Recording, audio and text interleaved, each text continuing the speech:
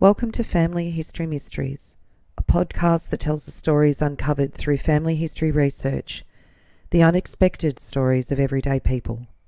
I am an avid family historian who has been compiling my family tree for over 15 years, with nearly 20,000 people recorded in my trees. And please put a review on my podcast. That will certainly help in getting the word out there and creating more listenership. Episode 169, King of the Riverina. William Ernest Albert Edwick, known as Billy, was born in 1877 at Midiamo, Victoria, the son of Obadiah Phineas Edwick and Jane Pentreath. His father Obadiah was born in 1816 in Nedging, Suffolk, England. At the age of 20, Obadiah was convicted for horse stealing at Bury on the 10th of July 1838. His trial was at the Suffolk Court of Sessions and he received 10 years transportation. He was received at the prison hulk, the York, at Gosport on the 25th of July 1838, and he was transported on the Leighton on the 3rd of July 1839, arriving in Van Diemen's Land on the 7th of December 1839. On the 3rd of February 1840, he was in court, but he was discharged by proclamation, which means that he was released without a trial or a verdict, but they could be called back to answer charges. Typically, this was because there was no evidence against him or there was no witnesses to testify.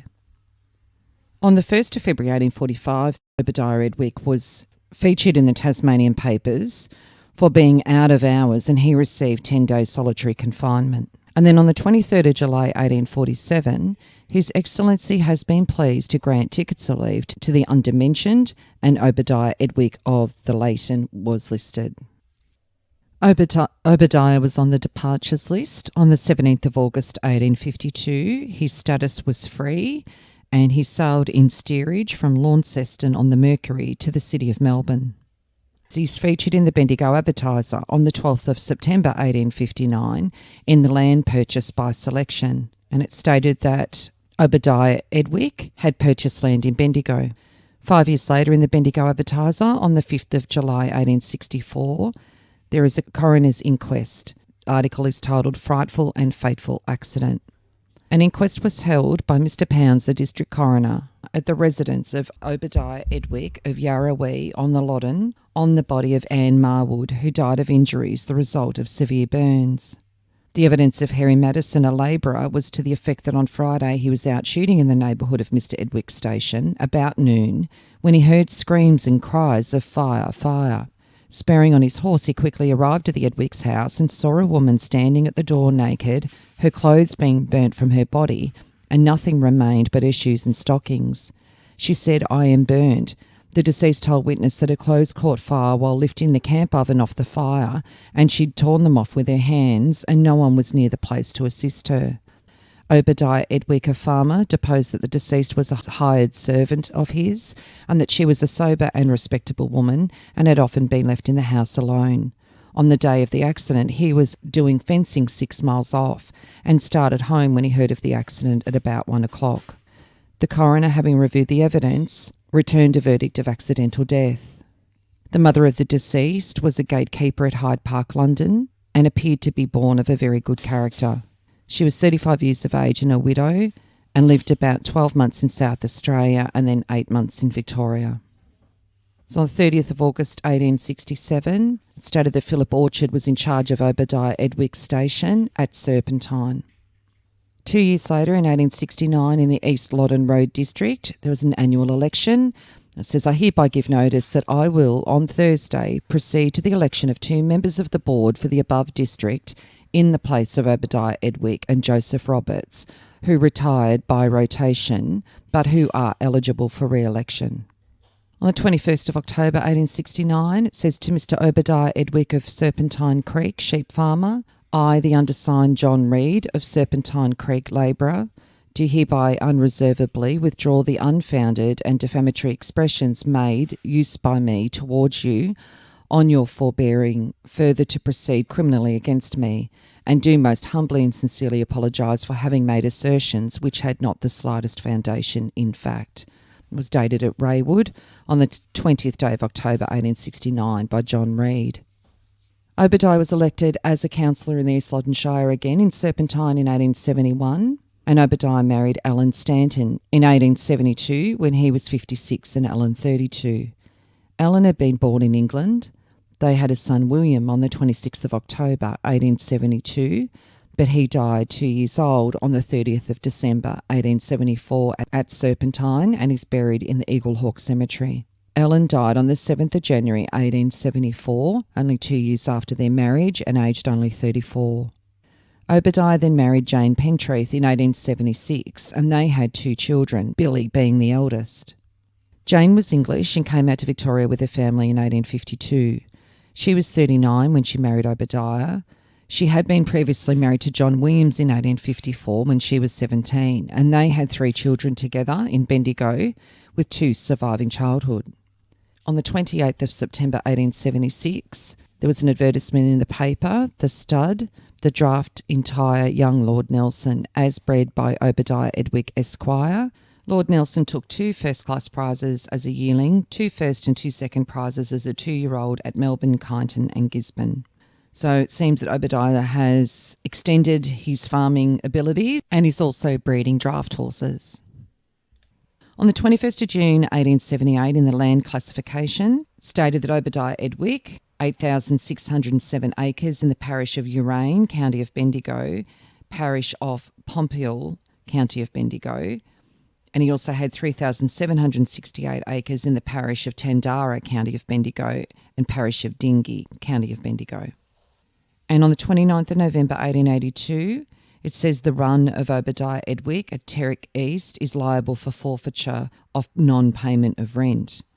And only 4 years later, Obadiah died at Midiamo in Victoria on the 16th of May 1886. He was 70. Billy, his eldest son from Jane Pentreath, was only 9, and his other daughter Olive was only 5 when he died. And the death of Obadiah was in the paper on the 18th of May 1886. Old residents of the Bendigo district will learn with regret of the death of Mr Obadiah Edwick of Midiamo, which occurred at the Bull and Mouth Hotel, Melbourne, on Sunday night. Mr Edwick was a very old resident of the district, having arrived in Bendigo 35 years ago.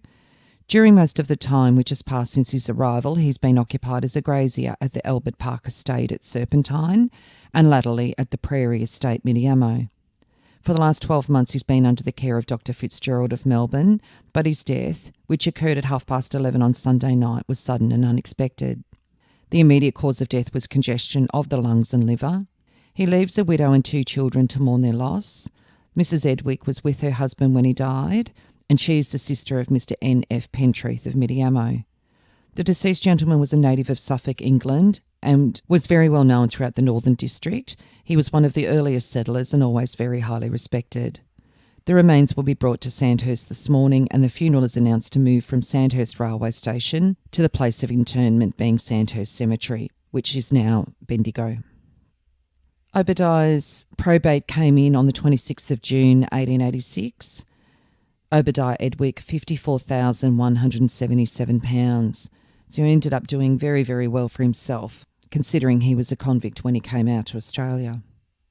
And on the 21st of August 1886, J.C. Walker & Co. received instructions to hold a clearing sale at Prairie Homestead, 2 miles from Midiamo, where there's 12,500 sheep and lambs, 23 milking cows, 19 horses. Rolling stock and furniture will be disposed of, as the Prairie and Albert Park estates are to be let on the 1st of October, and the whole of the stock and plant must be sold. A month later, to be let by tender. The properties of the late Obadiah Edwick in Victoria, known as Albert Park Estate and Prairie Estate. Albert Park Estate contains 8,825 acres, situated on the Loddon River, 15 miles from Inglewood, well fenced, subdivided and watered. The Prairie Estate contains 14,500 acres, situated along the Sandhurst to Kerrang railway line, 2 miles from Midiamo, well fenced, subdivided and watered, and a good house on the property. The terms of the leases will be 7 years from the 1st of October 1886. Both properties are excellent grazing capabilities and most favourably situated with regard to Sandhurst and Melbourne markets. And on the 25th of September 1886, was announced that on the 7th of October in the estate of Obadiah Edwick that there be a clearing sale of about 13,000 sheep horses, cows, furniture and effects at Prairie Station near Midiamo. And the particulars were listed as furniture, rolling stock and effects, horses and cattle, comprising of household furniture, buggy, drays, spring cart, wagonette, set harnesses, plough, mower, harrows, 3 heavy draft horses, 15 light harness and saddle horses, 1 thoroughbred entire by Terrick, rising 5 years, 25 cows and calves, and a total of 13,190 sheep and lambs. The whole must be sold as the property is to be let under the instructions contained in the will on the 1st of October. And on the 9th of October 1886, an article entitled Important Property Sale. Walker & Co. held a clearing sale, Prairie Station near Elmore in the estate of Obadiah Edwick. There was a fair attendance of the public and everything was brought at satisfactory prices.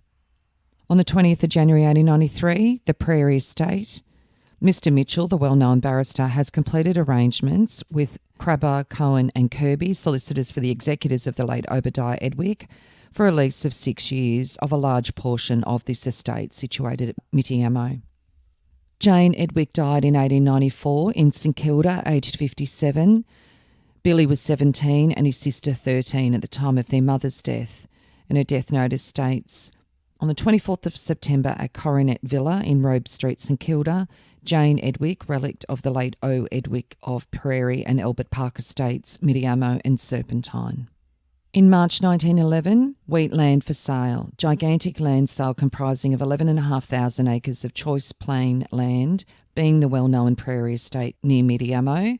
Cordner, Renal and Watson & Co. have received instructions from Mrs. Frank D. Stockdale, the life tenant of the land hereby described, with consent of the trustees under the will of the late Mr. Obadiah Edwick, deceased, by auction.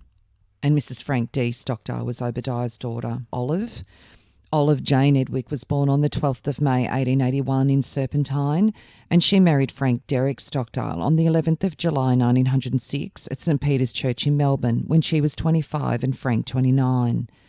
They had 2 children and they lived in Toorak at a home they called Riverina. Frank had been born in England and was an importer. His father George was also an importer. Olive sailed to London in 1933 and she died on the 25th of July 1956 in Victoria, aged 75. Her 2 children, her firstborn was Lucy Olive Derrick Stockdale, who was born in Malvern, Victoria on the 31st of August 1908. She married Charles Harwood Osborne in Melbourne on the 20th of August 1930 when she was 21 and Charles 33. Charles was a surgeon. He'd been born in Boort, Victoria, and they lived at South Yarra.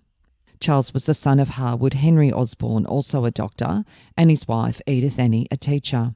Lucy's husband Charles was educated at the Melbourne Church of England Grammar School and attended the University of Melbourne, where he qualified in 1918.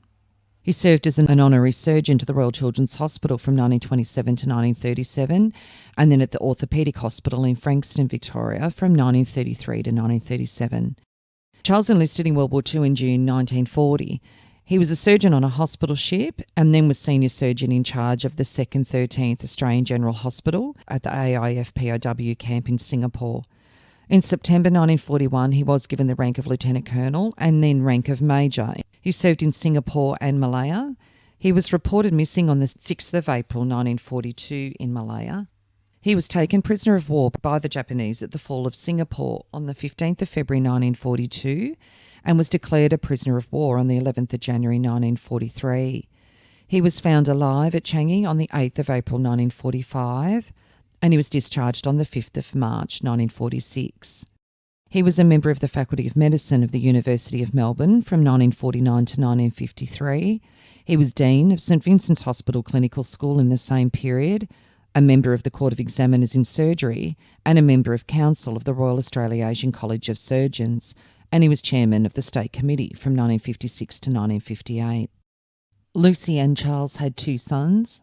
Lucy died on the 14th of January 1948 in Toorak, aged only 39. Charles went on to marry Elizabeth Allingham in 1956 and he died on the 27th of December 1982 in Melbourne. Olive and Frank Stockdale's second child was George Edwick Derrick Stockdale, who was born on the 19th of January 1910 in Armidale, Victoria. He also enlisted in World War II on the 4th of June 1940, listing his occupation as a traveller. He served in the Middle East and New Guinea, and in September 1944 he was tested in the School of Military Intelligence. His report stated that he was placed 6th in the wing of 12, and his personal characteristics: possesses an infectious enthusiasm, is forthright and somewhat intolerant and loquacious, can be tactful when he so desires, and has a strong personality. General remarks: the most industrious student of the course, has an inquiring mind, is capable of logical thought, but sometimes is impulsive to the point of indiscretion, possesses initiative and imagination. George was discharged on the 30th of October 1945, and he married Elizabeth Jean Laurie on his return from the war, and in 1968 was a farmer living in Kew, Victoria. George died in 1969 at Penumbra, Victoria. And Obadiah's other son, Billy. When Billy was 26, he had a property at Toongabbie South in Victoria. Billy had a child with Doris Marie Bannister in 1911.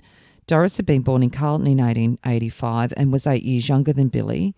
She was 26 and Billy 34 when their son was born. They didn't marry, and Doris went on to marry Raymond Thomas Hawkins in 1916 in Melbourne. On the 9th of October 1935, there was an article that said that a cable message from London with a charge against a Lithuanian for obtaining a large sum from an Australian woman under false pretences. He was charged with having obtained a cheque for £6,300 in favour of Doris Marie Hawkins, formerly of Tocumwal, mother of the late William Edwick Jr., to be delivered to himself for his own use and benefit. The prosecution stated that in early 1935, Mrs. Hawkins, who was on her way to Australia from America, met him and became friendly with him. She told him that her son had loaned her £10,000 on which she was paying low interest from bonds. So it sounds like Doris was fleeced there by that man. Doris died on the 3rd of January 1968 at Emerald, Victoria, at the age of 83. Billy went on to marry Jean Laura Rintoul in Brunswick on the 7th of January 1914, when he was 37 and Jean 17. They had 2 children, but divorced in 1916. And in the divorce papers it says, the respondent has since the celebration of his said marriage been guilty of adultery in the conjugal residence, Little Lonsdale Street, Melbourne, with a domestic servant named Eva or Mary Neal, coupled with cruelty within the meaning of Section 124 of the Marriage Act. That there is issue living of the said marriage, one female child named Jean Olive Edwick, who was born at Little Lonsdale Street, Melbourne, and is now 1 year and 3 months. Immediately after the marriage, the respondent and I lived and cohabited as man and wife in Little Lonsdale Street for one night at Mornington, and then for a month at the home, with the exception of short periods during which the respondent was away from the matrimonial home, attending to some business, or I was staying at my parents' home in Gippsland, or the respondent and I were staying at a station property of the respondents named Aratula, situated at or near Tocumwal in the state of New South Wales, until the 9th day of February 1916, when I finally left the matrimonial home at Little Lonsdale Street, Melbourne. But prior to this date, on the 20th of November 1915, sexual cohabitation finally ceased between the respondent and myself at Little Lonsdale Street, Melbourne, under the following circumstances. For some months after the said marriage, the respondent and I lived happily together. Then the respondent's manner and conduct towards me changed for the worse, and my life became unhappy, causing my health to be impaired, which was brought on by the respondent's drinking to excess, keeping late hours, and his violent, abusive and filthy language towards me, his making foundationless charges of unchastity against me, repeated threats of violence towards me, and actual physical violence, which I have repeatedly received at his hands, and sometimes in the presence of the said Eva or Mary Neal, his ignoring my wishes and requests to attend to him, and his permitting the said Eva or Mary Neal to do so, and notwithstanding my protests, his constant and close intimacy with the said Eva or Mary Neal in the home, and his repeatedly having her in his bedroom, which he was occupying apart from me, until all hours of the morning, and notwithstanding my protests. I frequently complained to the respondent and the said Eva or Mary Neal, not only about this, but about their familiarity, generally without any satisfactory result, And finally, I dismissed Eva or Mary Neal from my employment in or about the month of June 1915, being unable to stand the strain and the humiliation any longer. And my reason for not dismissing the said woman, Eva or Mary Neal, sooner was because I was very frightened of the said respondent, who not only told me he would do as he liked in his own home, but threatened to shoot me and repeatedly struck and ill-treated me. But respondent discovered that the woman Neal had been dismissed, and he got into a terrible rage, called me filthy names, sat on a chair and cried about it, and said that I would have to get her back at once, as she was a better woman than I was, and that it would have no other woman in the house but Mary. I refused to do so, with the result that the respondent kept very late hours and came home repeatedly worse for drink, calling me filthy names, and frequently struck me for getting rid of Mary. The respondent returned home on the 16th of November 1915 and left for Aratola again on or about the 20th of November 1915, and did not return to his home in Melbourne up to the time I finally left the matrimonial home on the 9th of February 1916. In October 1915, I received £50 from the respondent and another £50 in December 1915, but nothing since. While staying at Aratola in September 1915, I saw a copy of a telegram received at Deniliquin and forwarded to the station by telephone, and which, to the best of my recollection, was as follows. Edwick, Aratola, Deniliquin.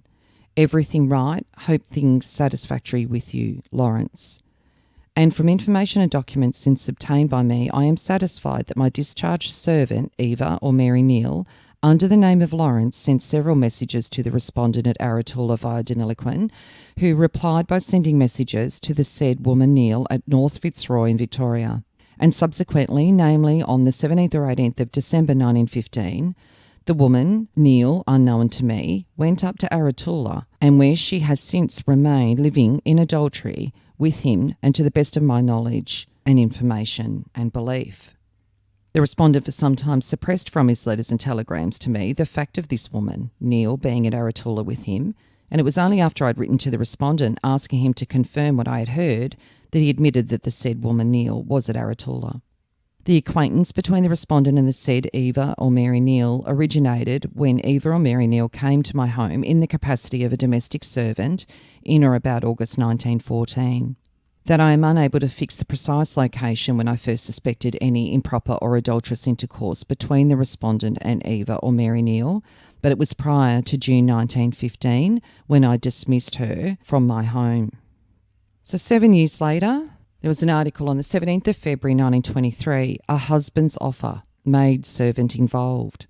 Mr. Justice MacArthur heard an application by Laura Edwick for a divorce from her husband William Edwick, a grazier. The petitioner gave evidence, hearing out statements made in the affidavit. Her father was employed on the respondent's station, and he induced her father to give consent to their marriage. She had often seen the respondent in Miss Neal's bedroom and also on the lawn in suspicious circumstances. The respondent suffered from rheumatism and said that no one could massage like Eva Neal. John Cullen, a law clerk, said that he was invited to go to Aratola and there found Mrs. Neal living with Edwick when his wife was living in Melbourne. Mrs. Edwick was granted a divorce with £10,000 alimony, and His Honour remarked, "This is the worst case I have had before me in my judicial career. The respondent is a man with no sense of honour, no sense of shame, and no sense of decency." Family trees have Eva as Eva Samwell, who was born on the 15th of November 1877 in Burnside, Adelaide, South Australia. She married Charles Townsend Gregg O'Neill in Sydney on the 13th of May 1901. In 1916, Charles is working as a polisher and living without Eva in Carlton, Victoria. Eva died in 1951 in Toorak. And Billy's children? The first born out of wedlock was William Ernest Bannister Edwick, and he was born in 1911, and he died on the 11th of March 1934 in Parkville. And the Narrandera, Argus and Riverina Advertiser stated the particulars of his death. The death occurred in Melbourne on Sunday afternoon of William Edwick, aged 23, the owner of Woodsome Lees, Tocumwal and other estates. Mr. Edwick was involved in a motor accident a week ago and blood poisoning supervened in his injured arm. And another article, Grazier's death owned valuable property. Mr. William Edwick, aged 23, grazier of Woodsome Lee, Tocumwal, died in a private hospital in Parkville from injuries suffered in a motoring accident near Cobram on the 4th of March. He was the owner of 4 stations worth £200,000 in the Riverina. With the intention of visiting a friend, Mr. C.M. Clemenger of Craigmore Street, Darling, Mr. Edwick was driving his motor car on the main Tocumwal to Melbourne Road near Cobram. A jinker came out of a side road and Mr. Edwick swerved his car. It overturned and he suffered a severely lacerated arm. Later, blood poisoning developed and Mr. Edwick was admitted to a private hospital in Parkville where he received the attention of 3 specialists. And his death notices, the first one, William Ernest Edwick, devoted only son of Doris Marie Hawkins and dearly loved nephew of Edward Bannister. The next one was devoted only son of Doris Marie Hawkins and dearly loved nephew of George and Amy Gee, loved cousin of Paul Gee and William Elliott. The next one was devoted only son of Doris Marie Hawkins and dearly loved nephew of Hazel Bannister. And the fourth one was dearly loved grandnephew of Anne Joyce. So all of the death notices were on behalf of his mother's family. In the Dinniloquin Pastoral Times on the 24th of July 1934, it says that the Equity Trustees Company of Victoria is applying for probate of the will of William Ernest Edwick, late of Tocumwal and Brunswick, grazier, who died on the 11th of March. The assets are sworn in at £12,107, consisting of real estate of £116 and a personal estate of £11,991, and it was left in trust for certain relatives and charities. There are also assets in New South Wales. And in March 1935 in the Pastoral Times, reseal has been granted in New South Wales of the will of the late Mr. Ernest Edwick, formerly known as William Bannister, grazier, late of Tocumwal and of Brunswick. He died at the age of 23, a bachelor, on the 11th of March 1934, leaving a estate of £42,000 in New South Wales and £18,000 in Victoria. He left his estate in the control of the Equity Trustees, Executors and Agency, Company Limited of Melbourne, on trust to convert and from the income to pay an annuity of £4 a week to Edward David Bannister. The whole of the income from the residuary trust was to be paid to Mrs. Hawkins, the mother of the testator. It was directed that on the death of Mrs. Hawkins, the trust fund should be divided between such public hospitals in the states of Australia and in such shares as the trustees might think fit. Billy's next child was Jean Olive Edwick, who was born in December 1924 in Victoria. She was a part of the Permanent Air Force Nursing Branch in World War II. And in 1977, Jean was listed as a student living with her mother at Brighton, and she died on the 8th of March 1995 in Melbourne, aged 71, and she did not marry. Billy died on the 12th of March 1925 in Murchison, and he was only 47. The articles outlining his death, the first one says, untimely death. Regret is expressed by Mr. W. Billy Edwick's untimely death through a motor accident. Many years ago he purchased the Carnbrook estate. Prior to that, he and his sister, when in their teens were living at Boort, were left a goodly lump of wherewithal, and he lived his life in his own style. He was of an exceptionally generous disposition and kept an open house on different stations. At one time a period of reverse set in, but he made good and now leaves a considerable amount of property. In the Dinniloquin Independent on the 20th of March 1925, fatal motor accident. Early on Thursday morning of last week, a well-known district pastoralist in the person of Mr. William A.E. Edwick was killed near Murchison as a result of a motor accident. From particulars supplied to the Melbourne dailies, Mr. Edwick paid a visit to the Victorian metropolis during the week and carried out considerable business. On Wednesday evening, he went to the garage of his friend, Mr. Stanley Williams in Little Collins Street, and remarked that he wanted to reach his station at Tocumwal early Thursday morning. At his request, Mr. Williams secured the services of a very reliable driver in Mr. Roberts, and at 9:30 p.m, Mr. Edwick stepped into his powerful Packard car and started on his journey to Tocumwal. All went well until about 3 a.m. on Thursday, when, according to the Murchison police, the car struck a fence on the side of an embankment and a rail shattered the bonnet, dashed through the windscreen and forced Mr. Edwick from the front seat into the rear of the car, inflicting a terrible wound in his chest. Word was dispatched to the police and a doctor was summoned, but before they could arrive, the injured man died. Mr. Edwick was the owner of big stations in the Riverina and was locally styled the King of the Riverina. At the time of his death, he owned the Woperina and Woodsum stations, and recently he disposed of others at prices aggregating many thousands of pounds. He owned a Melbourne residence and was in the habit of paying a visit to the city every month. By shrewd speculation in station properties and stock, William Edwick amassed a fortune. His home, Woodsum Lees, was a station of 3,500 acres forming the eastern boundary of Tocumwal. He recently spent a large sum in remodelling the homestead, and it's regarded as the finest home in the district. It contains 20 rooms and is built around a courtyard. He was never satisfied unless he was buying or selling a property, and while in Melbourne the day before his death, he was negotiating the sale of Woodsum Lees itself. Among the properties he owned were Glengarry near Traralgon, Tarrawarra at Healesville, and Aratula, Riverina in New South Wales. At the time of his death, he owned several station properties in the Tocumwal district. There was an inquiry into his death on the 24th of March 1925, and it says that it was proved that the car struck a fence on the road and that one of the rails entered the front of the car, striking Edwick and knocking him into the back of the car. He sustained injuries that resulted in his death, and a verdict of accidental death was recorded. In the Melbourne Age, on the 4th of June 1925, Grazier's large estate, nearly £200,000, daughter opposes probate. In the Banco Court yesterday, an application for adjournment of the hearing of the case in which the grant of probate to the last will of William Ernest Albert Edwick, late of Whitehall, Bank Place, Melbourne, is being opposed. Edwick was 47 when he was killed on the 12th of March last at Murchison East through a motorcar accident. He left estate in Victoria valued at £26,000 and property in New South Wales valued at £106,000.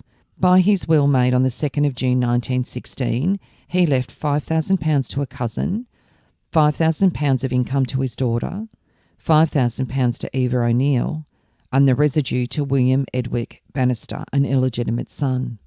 Caveat against the grant of the probate was lodged by Laura Jean Edwick, the former wife of the testator, on behalf of her daughter, Jean Olive Edwick, 10 years old, and the allegations made were that the will was not executed in conformity with the Wills Act, want of testamentary capacity, and undue influence by Eva O'Neill. The order Nisi called upon Cavatrix to show cause why probate should not be granted is set down for hearing this month, and yesterday application was for an adjournment of that until the next month. The affidavit stated that the testator was married to Laura Jean Edwick near Rintoul at Brunswick on the 7th of January 1914. Eva O'Neill was engaged as a domestic servant by Mrs. Edwick at her then place or abode in Minter Place in August 1914, and without the knowledge of Mrs. Edwick, O'Neill went, as deponent had been informed, to Aratula Tocumwal as housekeeper to the testator December 1915, after having been dismissed by Mrs. Edwick in June 1915. The testator made his will in June 1916.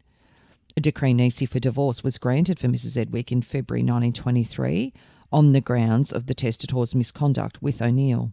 In support of the case of the Cavatrix, it has been necessary to make exhaustive inquiries in various parts of Victoria, in and about the district of Tocumwal and other places, in order to trace certain persons who have knowledge and information. They will be important and material witnesses in support of the case for the Cavatrix. Some of these have not been traced, others have not been interviewed, although all possible steps have been taken to that end. The address of one material witness was only ascertained on the 29th of May.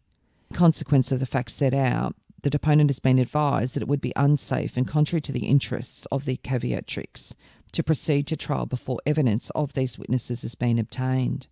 In the deponent's opinion, it would be impossible to make these inquiries and be ready for trial this month. Investigations have been interrupted by the fact that Mrs. Edwick and the deponent had to appear before the Supreme Court of New South Wales in a divorce suit between Eva O'Neill as petitioner and Charles Townsend O'Neill as respondent.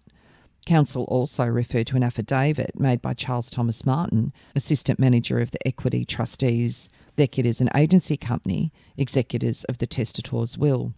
And this is Maria Nimmo's husband that is popping up. He was part of the episode that I did on episode 168 at Cranford House. Stated that the testator's estate included a large station in New South Wales with sheep and cattle on it, and serious loss might result should delay occur in administering the estate.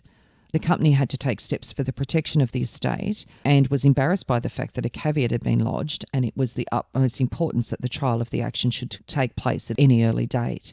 Mr. Morley continued and said that Mrs. Edwick was the testator's wife at the time the will was made, and it was a remarkable thing that the only child of the marriage was left an income of £5,000, and practically the whole of the balance is to go to the illegitimate child and Eva O'Neill. Mr. Justice Weigall said no substantial reason has been shown for the adjournment, which would be refused. So on the 26th of June 1925, an article stating was testator responsible in Melbourne.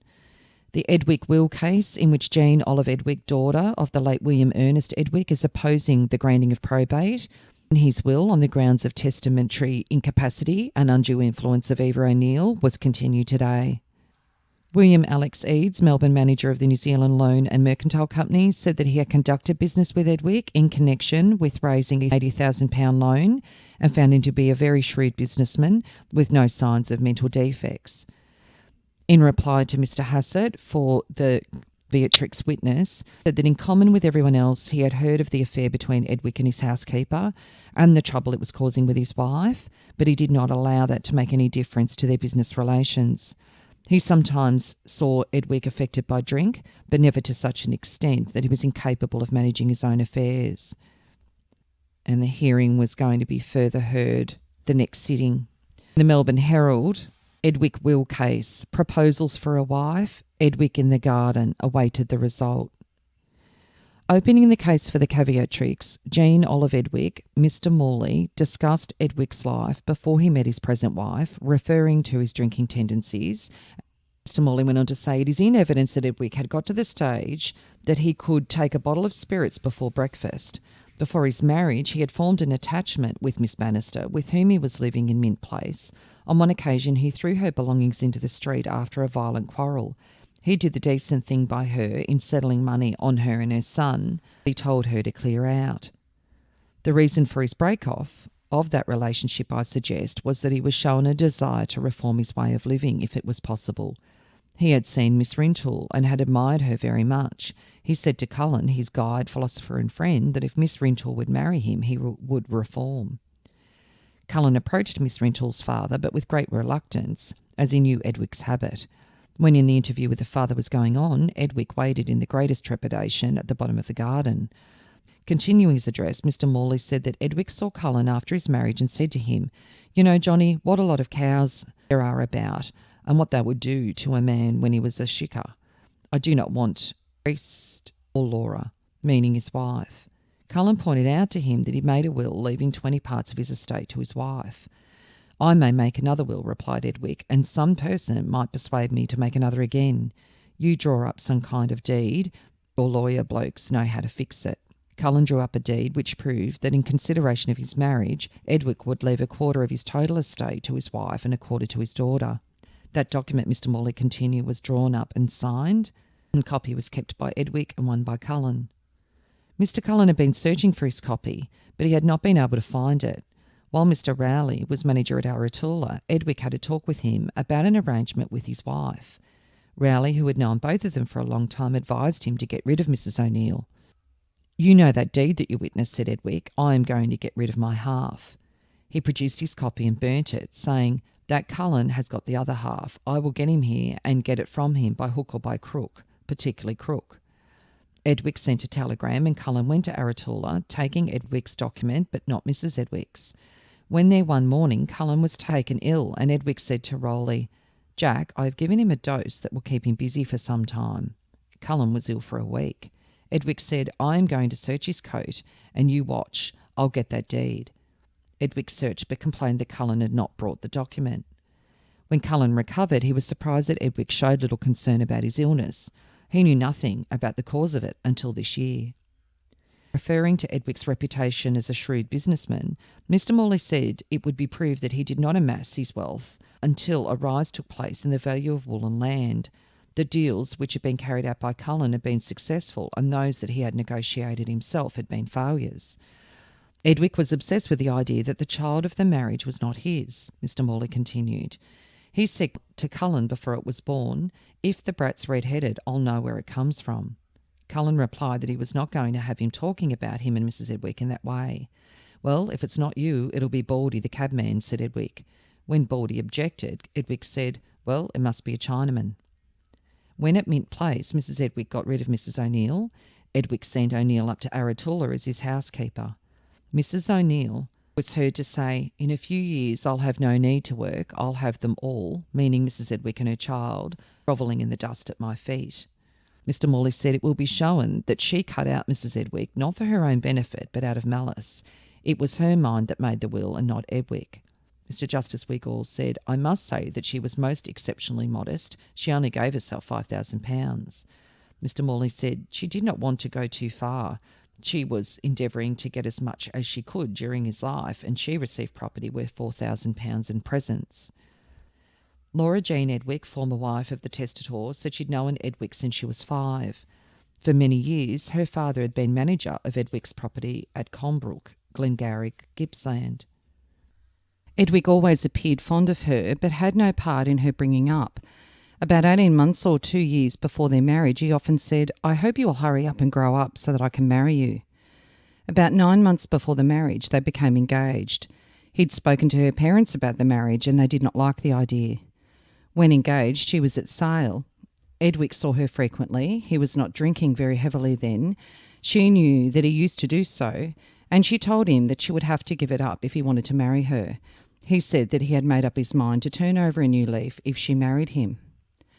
Mr. Morley to Mrs. Edwick, "Do you remember signing a document on the day of your marriage?" Mr. Gregory objected. Mrs. Edwick said yes, it referred to some property. "My husband, Cullen and Rowley signed it. I did not. I was then 17. The child of the marriage was born in December 1914, Mrs. Edwick went on. After the marriage they went away to Mornington for a while. They were never happy at first.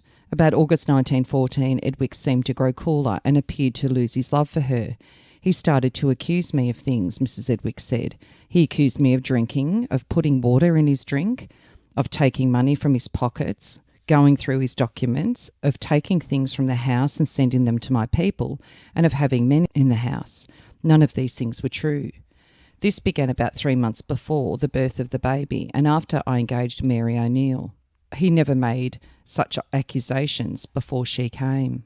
About 2 months before the child was born, Edwick said frequently that he was not the father. He accused me of misconducting myself with several men. This was not true.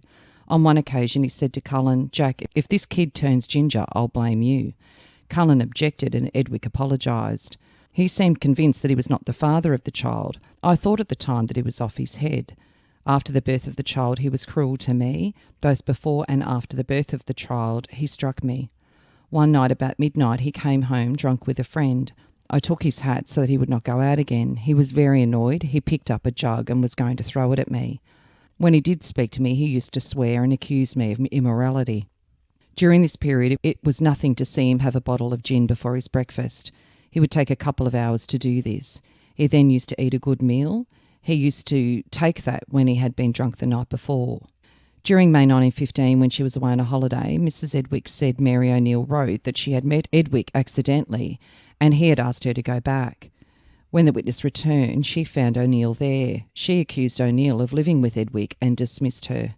George Robinson Hilston, a wool classer, sheep expert and station manager, said he'd been manager of Aratola Station for Edwick from March 1916 to the end of 1917. During that time, Edwick discussed with him the management of the station, the buying of sheep, and his affairs generally. Witness considered that Edwick had exceptionally good grip of the details of his business. He was a very keen man on detail. I had to be very careful with him, Hilston said. He was a very definite man. He was strict in logic and very good when it came to the question of accumulating more money. He appeared to be an ordinarily intelligent man. I saw his son, William Edwick Bannister, on the station in July 1916. Edwick asked me to take him out onto the run and look after him, as he was to follow him or succeed him. I don't remember which term he used. Cross-examined by Mr. Morley regarding his position on the station, Hilston said he knew a man, Henderson, who in 1916 went to take over the duties of manager but left after a few months. Hilston said it was untrue that he and Edwick were drunk practically all the time that Henderson was at Aratola. John Gay Wilson, formerly general storekeeper at Tokemall, said Edwick had business dealings with him. He was a keen man and showed no signs of mental peculiarities. On the 2nd of August 1925, with an article titled "Collapsed Edwick Will Case," Their sensational and spicy Edwick will case ended in an anticlimax on Wednesday. Counsel for Mrs. Edwick, who had challenged the validity of her ex-husband's will, announced that the Caviatrix had decided to withdraw her objections.